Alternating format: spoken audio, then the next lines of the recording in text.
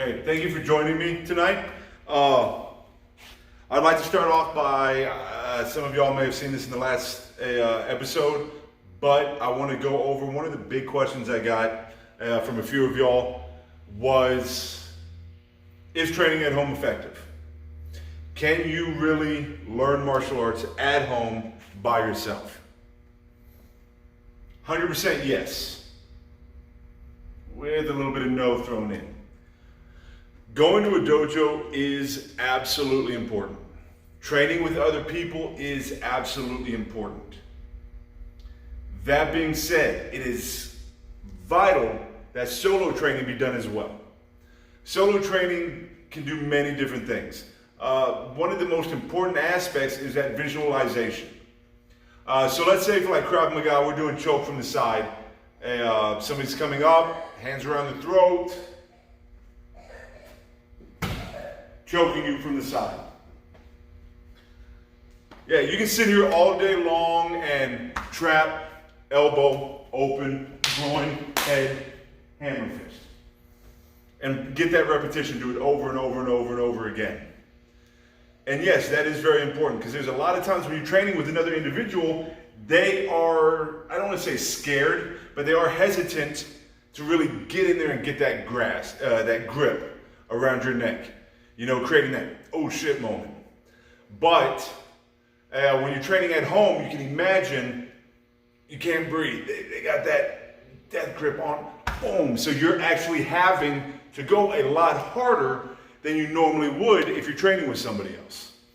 Visualizing that opponent is very important. The other thing that visualization helps with is body mechanics. That is probably one of the hardest things to teach is body mechanics. How does the body move? How does the body move and how is it going to react? So when you're practicing this, you know, imagine you're trapping here. A lot of times when you're training with somebody else, you're not really hitting them in the groin. So they're not going to react. They're going to stand there like a statue as you do everything. But that's not real world. Real world, they are going to react. So, you know, imagine somebody's coming up from the side choking. You're trapping that hand as you're dropping your body weight, smacking them in the groin. You know, imagine what would happen if you got hit in the groin. You're going to come forward. So they're coming forward. Then you're taking that elbow, driving it up and through. Once you drive your head, your elbow through their chin, opening them up, grabbing them by the back, throwing that knee. So visualizing what your opponent is going to do is vitally important. The other important part of solo training is that repetition, building that muscle memory. I talked a minute ago about that oh shit moment. I won't ever forget one of my students, one of my black belts, we practiced for a demo we were doing over and over and over and over again. You know, he was going to be demonstrating headlock from the side. We probably practiced it 3, 4, 5, 6 dozen times. And the day of, we practiced it over and over and over and over. He knew what to do. But yet when it came time to perform it in front of the audience, as soon as I sunk in, I'm sure it was the adrenaline or the nerves from everybody watching, I grabbed him tighter than we probably did in training. And his first reaction was he literally went, oh shit. And that is why muscle memory is important. In a real world altercation, you're not going to have time for that oh shit moment. You're going to have to do. If your brain immediately flips out, you've already started losing the battle. You're already fighting an uphill battle. But if you can visualize in your head that tightness, that inability to breathe, that squeezing of the windpipe, boom, it will help negate that moment. And not only that, your body can move almost of its own accord. You know, being able to trap, slap, elbow without having to tell it, okay, go to the groin, okay, now go to the head, now open. Building that muscle memory is vitally important. The other benefit of solo training. I was at a seminar where I was training with a bunch of other black belts, a bunch of other students, and I did a technique wrong. And you got to remember, the way I train is, yes, we train with airsoft, yes, we train with training knives, but when that blade touches me, I just got cut, I lost. When that airsoft bullet hits me, I'm dead. You know, that's the way you have to visualize this. So after I did it wrong and I got killed, I was like, I gotta do it again. And I did it, and I did it correctly. Airsoft completely missed.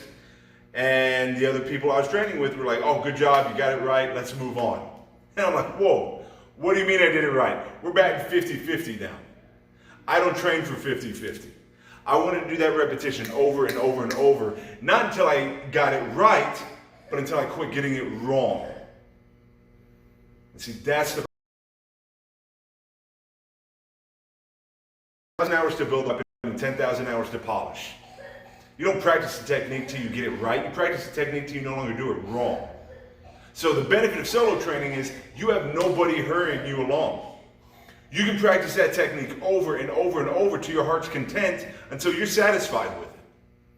And then when you're satisfied, do it a few more times. But you're not going to have somebody sitting there telling you, okay, that's good, let's move on to the next technique. And no, you'll find that I have that. No. But yes, you can become a martial artist at home, but you always need that uke, you always need that training dummy, that other individual to practice with to get real world experience. That being said, let's get started. Tonight what we're going to be working on is combinations. How to put multiple techniques together to make them fit you. Because see, here's the thing, you don't think like me, you don't visualize an opponent like me, so chances are you're not going to fight like me. At some point in time, you need to start finding your way. My way, I'm a striker, and I love takedowns. Takedowns are my bread and butter. I always find a way to slip in a takedown, whether it be an arm bar, whether it be a leg sweep, whether it be heaven and earth. I always find a way to incorporate a takedown into my martial arts. But a takedown may not be your cup of tea. Some of you might do Aikijitsu or Aikido or Hapkido or something along those lines. So joint locks are your thing. Don't get me wrong, I love joint locks. But I always visualize myself fighting multiple opponents. So joint locks, grappling, not really work in my style, but it may work in your style. And after all, that's the beauty about Krav, is it fits whatever your background is. Right now, your background is going to mirror mine. I'm a striker. That's what I do. You know, when I trained with Ron Nakash and them, he's a boxer. That's what his Krav looks like. Ron, I'm sorry, I cannot pronounce it. I'm not even going to attempt to pronounce his last name. Now, once you become more proficient in Krav, you're going to know there. You know, he'll start from a wrist grab here. Somebody's grabbing his wrist, kick to the groin, punch. And the next thing you know, he's up on your shoulders, flipping you over. It's craziness. But that's what he does. I'm a striker. So tonight I want to start giving you some of the rules on building your own combinations, finding your own way. So with that being said, let's start a little bit of arm warm up. Arm rolls forward. Nice big circles. I like to go big because I feel like it stretches my rotator cuff more. And a few years ago, I had rotator cuff damage. So going backwards, and I like to just feel that rotator cuff stretch, especially here. I can feel it right there. So I like nice big circles. Good, elbows. Going the other way. Get the blood flowing to those elbows, wrists. Like I said, I said I'm not a huge fan of joint locks. I do love them, don't get me wrong. You know, in my defensive tactics classes, I do teach a lot of joint locks, but that's because law enforcement and things like that, they may not necessarily be able to hit the throat, to the groin, to the eyes. So they have to have another way. So I spend a lot of time on wrist flexibility for those nights. Finger grasps, explode open, closed, open, closed, open, closed, open, close, open, close. Good. Hands together. Once again, focusing on that chest. Push, hold it. 1, 1,000, 2, 1,000, 3, 1,000. Relax, up, push. 1, 1,000, 2, 1,000, 3, 1,000. Relax. 1, 1,000, 2, 1,000. Really focus on the muscle group that you're trying to stretch out. Like the push, chest, 100% chest. The pull, back. Really focus on the back. Don't focus on pulling with your arms. Focus on pulling with the back. Hook. 1, 1,000, 2, 1,000, 3, 1,000. Relax.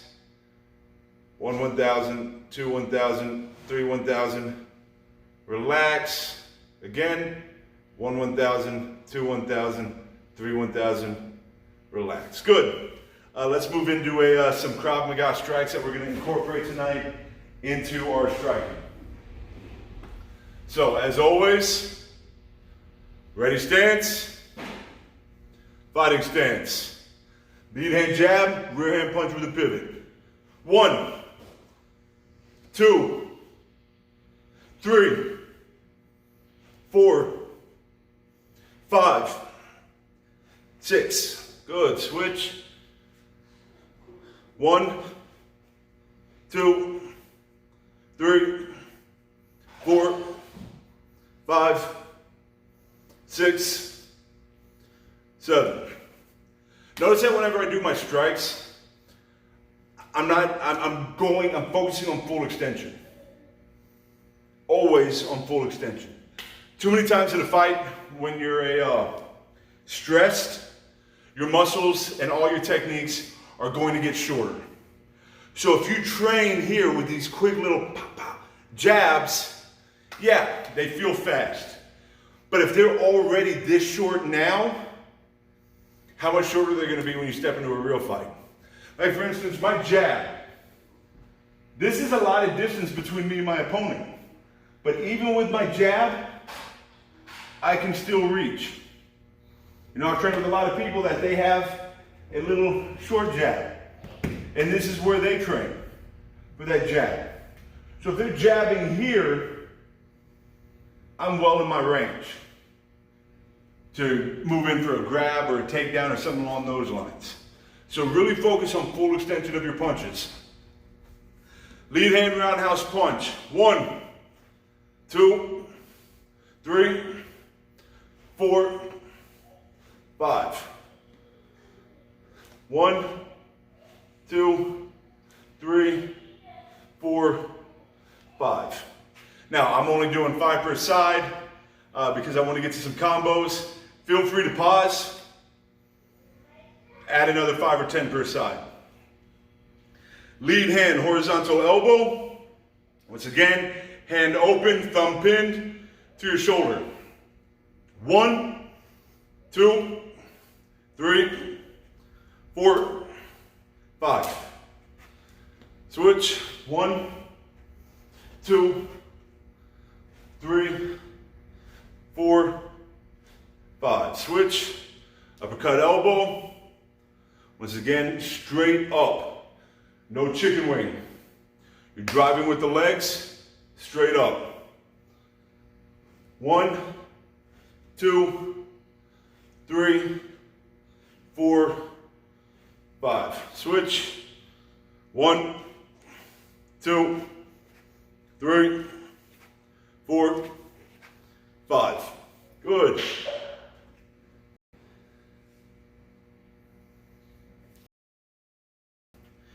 Next, lead hand, spear hand, jab. 1, 2, 3, 4, 5. Switch. 1, 2, 3, 4, 5. Switch. Hammer fist with the lead hand. I'm going to mix it up. I'm probably going to do 1 here. Coming down once again to the bridge of the nose, to the clavicle, or if I have them over, throwing knees to the back of the neck. And then the other one I'm going to be switching up with is to the side of the head. So you're here, standing here, straight to the temple. 1, 2, 3, 4, 5. And once again, notice I varied it up right there. I'm not only sticking to that box. You know, I went to the head, I went to the clavicle. So make sure that you mix up your heights, you mix up your distances. Okay?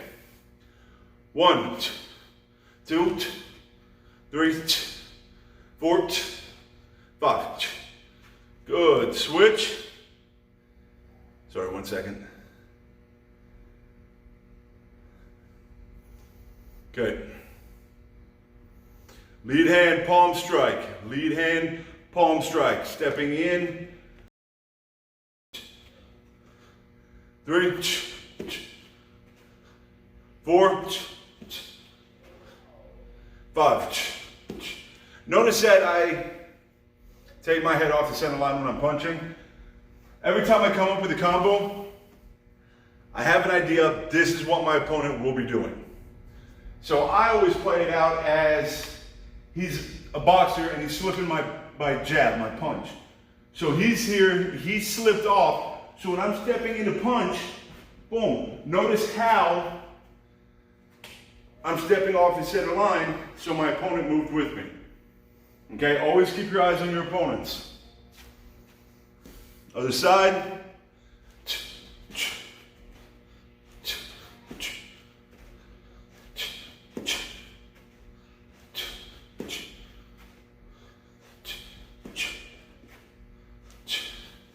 Sorry, I wasn't even counting. So, those are a lot of techniques. We just went over jab, rear hand punch with a pivot, horizontal elbow, roundhouse punch to the head, roundhouse punch to the kidneys, spear hand jab, hammer fist. Those are a lot of techniques that we can move in together. So, now let's go about how do I create my combos. Because you got to remember, I'm going to practice every technique. But there's a couple of my combos that are special to me, that I will almost always find a way to fit them into a fight. Now, because I have a Korean martial arts background, a lot of my combos revolve around the legs. So, for instance, one of my go-to combos that I love is a side kick to the knee, rechamber, axe kick to the clavicle, to the back of the head, wherever it happens to be. That's mine. I will almost always find a way to fit that into a fight. That's one of my favorite techniques. Leg sweep. I love a leg sweep. I will almost always find a way to position myself in a way to throw a leg sweep. So when I'm creating my combos, I'm creating something that will be my go-to. And if I find myself in that position, it will be an easy 3-4 hit technique without me having to think about it and without there being no lag time in between, what am I about to do now? Okay, remember what I was talking about earlier about solo training, visualization of your opponent? This is a great time. So when you're training this at home, what I want you to do is have your journal, hopefully you have one. I advise all martial artists to keep a black belt journal. Have your journal next to you. Practice these combos. When you find one that you absolutely love, jot it down, add that to your training. You know, start building that muscle memory for that one technique. So a couple of rules when it comes to the fight. Distancing is key. Distancing is key. I'm never going to start a fight here. If this is where I am, then I'm already striking. 6 feet. 6 feet, man, calm down. What's the deal? What do you want? Okay, man, you want my wallet? Here, take my wallet, man. There's no reason to get uppity about this. Calm down. Notice how I'm keeping my distance. Yes, I know it's Bob. He doesn't have legs, but once again, visualization, he's a bad guy. So, keep your distance is key. If he encroaches on me, if he keeps moving in, I will back up. Give him another warning. Man, calm down. You don't want to do this. This is not what you want to do. Okay, keep back, please. If I get to a point where my son's with me and I can't back up anymore, my back's up against the wall, I have no other options, I will strike. Okay, I will strike. You got to remember, one of the key concepts of self-defense: run when you can, hide when you can't, fight when you have no other option. Because I tell every one of my students, always think that your opponent is bigger, stronger, faster, and better trained than you. The last thing I want to do is get in a fight. And I tell my knife fighters, in a knife fight, it's not if you get cut, it's how many times. Same thing goes in a fight. It's not if you get hit, it's how many times you're going to get hit. Never go into a fight thinking that you're Goku and you can take anybody. You're going to get hit. So fight when you have no other chance. That's why this is key. Distance equals time. I'm going to see if he winds up. Okay? Now that fist is moving, I'm moving in. So one of the keys to coming up with your own combo is, how do you start it off? I'm 6 feet away. Now, before most of us that are Taekwondo know, it's all about legs. I was always a kicker. So if I find myself in this position, boom, I'm stepping in with a kick. I'm moving in with a kick to my opponent. After years of working on hands, I'm my jab. So even from here, boom, I'm going to jab. Okay? So, never just walk up to your opponent. I see that all the time when we do heavy bag work, when we do bob work. My students will just walk up and then start hitting bob. Always strike in, always strike out. So one of my first techniques that I will always throw is to the magic triangle. That's right here. Eyes and nose. That's where all my techniques are going to be going. I don't care if it's fingers to the eyes. I don't care if it's palm strike to the nose, boom, or a jab to the face, or a jab to the eyes, jab to the nose. Always strike moving in. Boom. After that, it's what do you have available? Once again, we're back to that visualization. What did he do when you hit him in the nose? Did he bring his hands up? Did he take the hit? That's up to you. Okay, I always imagine he was fast enough to bring his hands up. So he brought his hands up. Where's the next combo go? Solar plexus. Take the wind out of him. So lead hand jab, rear hand punch with a pivot. Now, he was able to get his hands up, and then he was able to tuck using his elbows. 1, 2, he tucked using his elbows. Now I'm going to either replacement step forward, slide forward, boom, roundhouse punch to the kidneys. So right there, we already have our combo. So what was that combo? We moved in, palm strike, rear hand punch with a pivot, boom, stepping in, roundhouse punch to the kidneys. Reset, do it again. 1, 2, 3. Reset, do it again. 1, 2, 3. Okay, so right there, we already have one combo. Now, that's moving in. Now let's say you played this scenario out in your head differently. Boom. You were able to palm strike, you were able to hit, and that hit did sink. What's going to be his natural human reaction? He's going to get rocked backwards. Now what do I have? Now I have hammer fist. Okay? Now I have stepping forward, vertical elbow, hammer fist, ridge hand. Sorry, I reverted to traditional there for a minute. Let's try that again. So, I'm stepping in, jab, rock to backwards, hammer fist, stepping in, vertical elbow to the chin. So right there, we already have another combo. But once again, what did it start with? Strike, moving in. Strike moving in, strike moving out. This is another great way to improve that footwork. So now, we're here. And we can sit here, and sorry, I cannot help but revert to traditional. And we can sit here and strike all day long. But, I'm winded. He got a shot into my leg. He got a shot into my floating rib. And I'm feeling it, and I need to disengage. Always strike moving out. So, work on some disengage combos. Once again, a great place to start is the eyes. Okay, so I'm gonna throw a jab here. I'm gonna throw a rear hand punch with a pivot here. Coming back, I'm gonna throw a roundhouse kick. Disengage. Okay, I'm gonna start here. I'm gonna throw fingertips to the eyes. I'm gonna throw a hammer fist with the rear hand. I'm gonna step backwards. Throw a side kick with the rear leg. Always strike in, always strike out. So here's everybody's homework. I want everybody in the comments below to leave me your favorite combo. I would love to see them. Guys, I'm gonna tell you a secret. Don't laugh. My side kick, axe kick is one of my favorite combinations. I got it from the Batman Arkham games. Yeah, what can I say? I stole it, but it works. And it makes me happy, and I love that combination. So in the comments, leave your favorite combinations that you like to use. I would love to review them. Other than that, please like if you haven't liked, subscribe if you haven't subscribed. Other than that, guys, you all have a great evening.